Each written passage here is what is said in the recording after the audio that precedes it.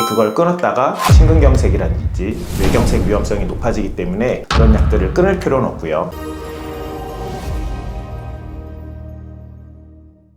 안녕하세요. 다보인다 방원장 365 발근학과 방재순 원장입니다. 대한민국에서 가장 많이 하는 수술이 백내장 수술입니다. 1년에 한 60만 건에서 70만 건 하는 걸로 돼 있고요. 저희 부모님 다 하셨는데 이런 백내장 수술이 많이 하기도 하고 시력을 많이 회복시켜서 환자들한테 큰 만족감을 주는 수술인데, 백내장 수술 전후에 환자들이 주의해야 될 상황이 뭐가 있는지에 대해서 오늘 한번 알아보도록 하겠습니다.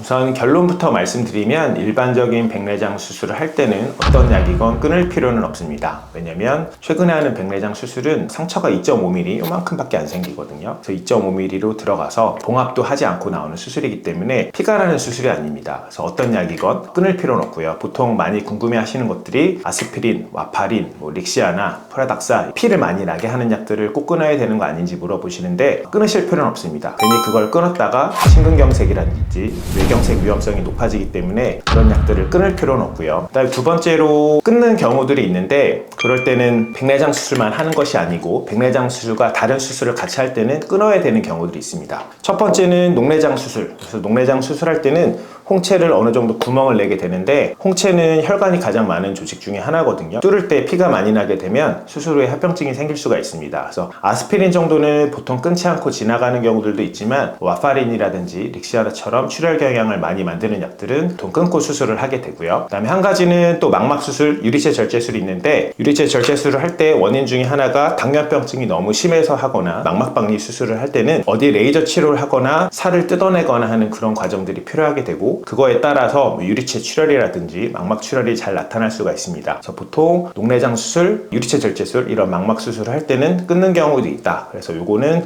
주治선생님이랑 상의를 하셔야 되고요. 안과적인 경우 말고 내과적으로 내과 협진을 봐야 되거나 아니면 끊어야 되는 경우들도 있는데, 우선 와파린이라는 약을 쓴 지 얼마 안 돼서 출혈 경향을 보는 IN이라는 수치가 아직 좀 안정되지 않았을 때나, 약을 쓴 지 얼마 안 돼서 약 용량이 정해지지 않았을 때는 내과 선생님한테 협의 후에 사용을 할지 안 할지 결정을 하게 됩니다. 이 외에 진통소염제라든지 오메가3, 홍삼처럼 출혈 경향을 만들 수 있는 약들은 전혀 무리 없이 사용을 하면서 수술을 진행하셔도 됩니다. 또 한 가지 약물은 전립선 비대증의 증상을 줄여주는 알파 블로커, 알파 차단제라고 해서 쉽게 생각하면 소변 줄기를 좀 많이 잘 나오게 하는 그런 비뇨기과에서 많이 쓰는 약이 있습니다. 보통 하루날이나 후르마릴이라는 약이 있는데, 요거를 사용하게 되면 수술할 때 홍채가 탄탄하게 있지 않고 나풀나풀 종이장처럼 나풀나풀 거리게 됩니다. 그러면은 저희가 수술할 때 그 작은 상처로도 홍채가 막 밖으로 나올 수도 있고, 홍채가 수술할 때 쓰는 기구들에 다 먹혀서 들어갈 수가 있거든요. 근데 이 약들은 사실 끊는다고 몇 주일 동안 끊는다고 몇 달 동안 끊는다고 그 약의 효과가 없어지거나 수술할 때 영향을 주는 것들이 없어지지 않기 때문에 보통 요것도 끊지 않고 그냥 계속 사용을 하면서 수술을 하게 됩니다. 근데 안과사들이 봤을 때 딱 해보면은 알거든요. 이분은 홍채가 좀 약하구나 해서 보통은 조심해서 수술을 하게 되니까 이런 비뇨기과 약도 끊으실 필요는 없습니다.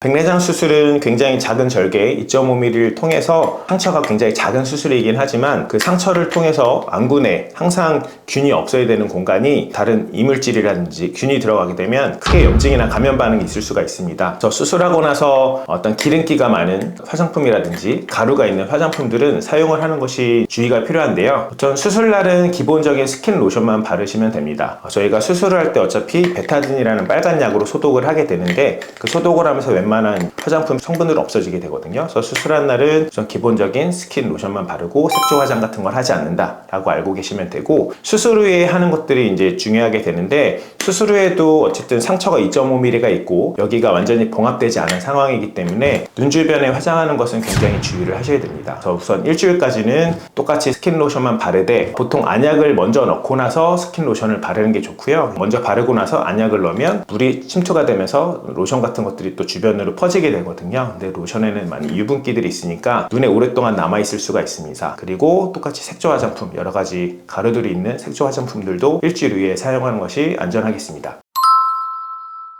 우선 보호대를 사용하는 이유는 백내장 수술할 때 예전에는 사실 뭐 10mm, 6mm 이렇게 크게 열었습니다. 근데 요즘은 2.5mm 정도밖에 안 여는데 그래도 이 안으로 균들이라든지 여러 가지 이물질들이 침투가 할 수가 있거든요. 그래서 보호대는 수술한 날은 보통 그날은 잘 안 보이니까 안대를 하고 가시고요. 그래서 집에 가서 이제 잘 보이기 시작하시면 낮에는 굳이 안 하셔도 상관은 없습니다. 근데 잘 때는 자기도 모르게 비빌 수가 있고 이불이라든지 뭐 베개 같은 거에 눈이 접촉을 할 수가 있기 때문에 잘 때는 일주일 정도 착용을 하셔야 됩니다. 그 일주일인 이유는 이 상처가 생기고 그 상처라는 이제 겉에 껍데기가 어느 정도 막히려면 3일 정도 걸리고요. 그 막힌 껍데기가 좀 어느 정도 탄탄해지려면 또 일주일 정도가 걸리거든요. 그래서 잘 때 일주일 정도는 꼭 안대를 하고 주무셔야지 눈 안으로 어떤 균이라든지 이물질들이 침투하는 것을 막을 수 있겠습니다. 수술하고 나서 일주일 정도는 눈의 상처를 잘 보호해줘야 된다는 말씀을 드렸는데요. 요즘은 안구 마사지기, 온열 치료기 같은 것들이 많이 나오는데 그걸 똑같이 안구에 압박이 될 수 있기 때문에 압박이 되는 것들은 최소한 한 달 정도는 안 하시는 것이 좋습니다.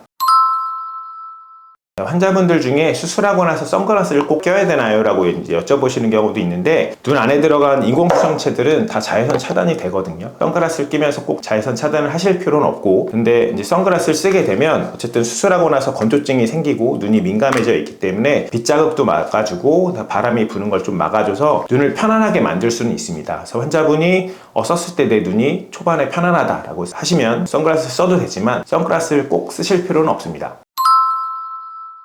백내장 수술은 환자분 입장에선 5분 정도면 끝나니까 툭탁하고 끝나서 굉장히 간단한 수술이라고 생각을 하실 수는 있지만 눈 안은 항상 이제 무균 상태로 유지가 돼야 되는데 그 2.5mm 상처 안으로 균이 들어가게 되면 염증이라든지 감염이 될 수가 있거든요. 회복이 백내장 수술하고 나서 보통 다음날 1.0 이상을 많이 보실 수 있는데 염증이 생기거나 하면 다음날 1.0 볼 것이 뭐 며칠이나 몇 주, 크게는 몇 달 동안 고생을 하실 수도 있습니다. 수술 전후에 안약을 잘 넣는 것이 굉장히 중요하고요. 그래서 보통 넣는 안약은 세 가지가 있습니다. 세 가지 중에 가장 중요한 약은 우선 항생제고 수술하고 나서 균이 들어가는 것을 막아주려면 의사가 해야 될 일이 있고 환자가 해야 될 일이 있는데 의사가 할 때 백내장 수술하고 나서의 이제 감염을 줄이려면 저희가 뭐 빨간 약이라고 하는 베타딘, 포비돈 아이오다인이라는 약을 도포를 해서 균을 없애는 게 있고요. 두 번째는 그렇게 소독을 하고 나서 수술을 해도 수술하고 나서 시간이 점점 지나면서 균들이 점점 어디선가 나타날 수가 있거든요. 눈꺼풀에서 보통 균이 많이 나오게 되는데 수술을 최대한 빨리 끝나는 것이 의사 입장에서는 굉장히 중요합니다. 그리고 이제 환자 입장에서 가장 중요한 것은 수술 전 3일 전부터 항생제 안약을 넣어서 안구의 농도를 어느 정도 높여놔야지 수술 감염을 막을 수가 있고요. 두 번째 안약은 진통소염제 안약을 수술 전 3일 전부터 똑같이 쓰게 됩니다. 그 이유는 수술을 하게 되면 어쨌든 염증이 유발되게 되고 염증이 유발되게 되면 눈 뒤에 있는 카메라 필름 역할하는 곳은 이제 망막이라고 하는데 망막이 좀 부을 수가 있거든요. 붓게 되면 똑같이 어떤 치료가 필요하게 되고 눈 안에 안구내 주사 같은 것들도 필요할 수가 있기 때문에 수술 3일 전부터 우리나라에서 보통 많이 쓰는 진통소염제 안약 성분이 브롬페낙인데 그 브롬페낙 안약을 쓰게 됩니다. 이제 세 번째 안약은 항염증제 안약을 쓰게 됩니다. 수술을 하게 되면 눈 안에 여러 가지 구조물들이 있고 특히 홍채 같은 것들이 자극을 받을 수가 있고 여기서 염증 물질들이 많이 나오게 되는데 염증을 조절하지 않으면 안압이 높아질 수도 있고 여러 가지 염증 물질 때문에 인공수정체도 어느 정도 때 같은 것들이 낄 수도 있고 눈 뒤에도 염증이 퍼지게 되면 유리체 절제술 같은 나중에 다른 수술이 필요하게 될 수도 있습니다. 그리고 또 한 가지로 백내장을 제거하게 되고 인공수정체를 넣게 되는데 이것도 임플란트인 것처럼 어쨌든 눈에는 이물이거든요. 그래서 이물 때문에 똑같이 염증 반응이 나타날 수가 있어서 수술하고 나서 염증을 없애는 항염증 안약을 초반에는 보통 좀 다회로 사용을 하게 되고 염증 반응을 보면서 보통 이거는 하루 4번으로 좀 줄여서 사용을 하게 됩니다. 그래서 좀 전에 말씀드린 이런 세 가지 안약이 백내장 수술 전후에 가장 필수적인 안약이라고 생각을 하시면 되고요. 병원마다 좀 다를 수는 있지만 보통 한 달 정도 사용을 하게 됩니다. 그리고 부가적인 안약으로는 이제 백내장 수술을 하게 되면 한 2-3달 정도 건조증이 생길 수가 있거든요. 왜냐면 눈에 어떤 눈물을 만드는 술잔세포라는 것들이 있는데 그게 백내장 수술할 때 쓰는 소독약이라든지 수술할 때 여러 가지 물들이 계속 흐르게 되면서 그 술잔세포의 기능을 좀 떨어뜨릴 수가 있습니다. 백내장 수술하고 나서 눈이 많이 건조하거나 뻑뻑하거나 이물감이 느껴지거나 증상들이 심하게 되면 인공눈물이라든지 건조증 안약을 추가적으로 처방해서 사용하는 경우들이 있습니다. 그래서 안약을 넣을 때는 우선 깨끗하게 넣어야 되니까 손을 잘 씻고 넣는 것이 중요하고요. 안약을 넣을 때 이렇게 눈에 접촉하면서 넣으시는 경우 있는데, 안약은 그렇게 넣으면 항상 그 부분이 오염이 되기 때문에 안약 끝과 눈이 접촉이 되면 안 됩니다. 그래서 보통 안약을 넣을 때는 아래 눈꺼풀을 벌리고 위에서 이렇게 떨어뜨려 주시는 것이 가장 좋고요. 혹시라도 안약이 눈에 닿았다면 그 약은 버리시고 새 약을 뜯어서 사용하는 것이 안전합니다. 안약은 보통 또 궁금해 하시는 것들이, 안약을 넣었는데 바깥으로 다 흘렀어, 이게 효과가 있나요? 라고 이제 환자분들이 많이 여쭤보시는 경우도 있는데, 안약 한 방울은 보통 0.03ml 정도 됩니다. 0.03ml 정도 되는데, 이걸 넣으면 흡수되는 건 5%밖에 안 됩니다. 보통 바깥쪽으로 안약을 보통 넣으면 90% 정도는 바깥으로 흐르거나 코 안쪽으로 흐르게 되거든요. 그래서 10% 정도가 남는데, 그 중에서 보통 각막으로 흡수되는 것들, 그리고 흰동자에 있는 이제 혈관을 통해서 흡수되는 것들을 다 합치면 그게 5%밖에 안 됩니다. 그래서 보통 제약회사에서 안약을 만들 때 바깥으로 흐르는 거랑 흡수되는 거랑 다 계산해서 한 방울의 용량을 만들게 되거든요. 그래서 넣는데 흘렸다고 걱정하실 필요는 없고, 어쨌든 눈 안에 들어가는 것이 맞으면 그거는 잘 넣으신 거고요. 근데 잘 안 들어간 것 같다고 두세 방울 넣는다고 굳이 그렇게까지 과다하게 넣으실 필요는 없으니까 크게 걱정 안 하셔도 됩니다. 우선 상처가 회복되기 전 일주일 전까지는 눈에 물이 튀는 것을 주의를 하셔야 되고요. 우선은 샤워 같은 것들은 크게 상관없습니다. 몸만 씻는 건 상관이 없는데, 그게 혹시라도 눈에 물이 튈 것 같거나 하면 이런 안대들이 있는데, 안대들이 스티커가 붙여서 나오는 게 있거든요. 그래서 요거를 이렇게 붙여서 주변에 스티커가 붙여주면 물이 들어가지 않도록 되게 됩니다. 요거를 사용하셔서 세안을 하시거나 머리를 감거나 하셔도 되고요. 그 다음에 이제 머리를 감을 때는 어쨌든 머리카락이 위에 있어서 감으면 물이 다 내려오게 되니까 되도록 미용실 같은 데서 누워서 하시거나, 아니면 집에서도 바닥에 앉아서 누워서 하시면 다른 보호자분들이 감겨줄 수 있으면 그런 게 좋고요. 저희 병원에서는 환자분들이 수술하고 나서 씻는 걸 많이 불편해하셔서 특별히 샴푸실 같은 걸 만들어서 저희 직원분들이 감겨드리기도 합니다. 그 일주일이 지나면 이제 어느 정도 가벼운 세안을 하실 수는 있습니다. 세게 팍팍 비비면 당연히 수술 상처 부분이 다시 열려서 균이 들어갈 수 있으니까 가볍게만 하시면 되고요. 그 다음에 물이 항상 받아져 있는, 흐르는 게 아니고 받아져 있고 남들이랑 같이 공유하는 물들, 균이 있을 수 있는 물들,